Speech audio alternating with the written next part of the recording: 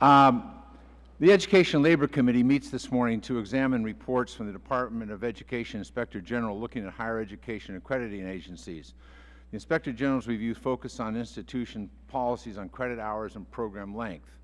As the cost of higher education and subsequently the federal investment in student aid rise and more students go into debt to finance their education, it's critical that we ask what students and taxpayers as federal investors are paying for. This has been a priority of this committee for many years, certainly intensely, I think, over the last 6 or 8 years, as we've seen dramatic increases in the cost of education, dramatic increases in the rise of indebtedness of students who participate in higher education. Mr. McKeon on the Republican side of the aisle has been a hawk on this issue. Mr. Klein has taken up that call also. Mr. Tierney, Mr. Hinojosa. When we last had the Higher Education Act, we tried to deal with issues like maintenance of efforts to make sure that we weren't putting federal money in at the top and people were taking it out the bottom, although I think the states are probably still doing that in a number of instances. It is not bound by whether an institution is for-profit or non-profit, private or public. Those haven't been the issues. It's been a concern across the board, and it's been echoed across the country as commentators and others have worried about the increased cost and the indebtedness of our students.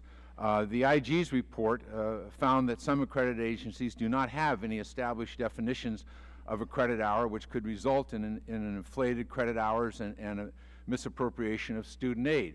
I think these are my conclusions, so I don't ask you to. But I think the accrediting agencies say it's sort of about the way it should be, and we discover these problems and we fix them, and we go back and forth on that.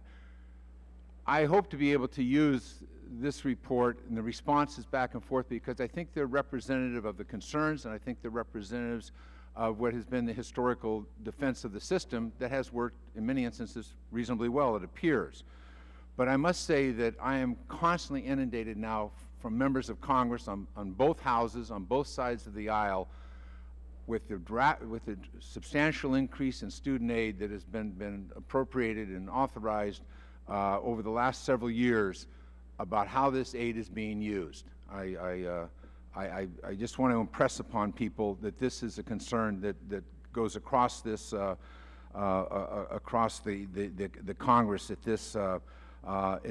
this point. And again, I think there's a tendency of people say, well, you don't like for-profits, or you like the old traditional way. You don't understand the future. You don't understand inputs versus outcomes, seat time versus this. I think this committee does. But I think at the end of the day, what we know is that the system has to resolve itself in how we allocate federal taxpayer dollars. And when students and families are borrowing money, the system has to resolve itself in favor of accountability and integrity. And that's our concern, and that's why this is really an oversight hearing. This isn't about a gotcha. This isn't about who's right and who's wrong. I think that this particular episode, when I read the report, essentially by chance, it said to me, here's a chance to look at this system and pull it apart a little bit to make sure that we have some understanding of how this is done.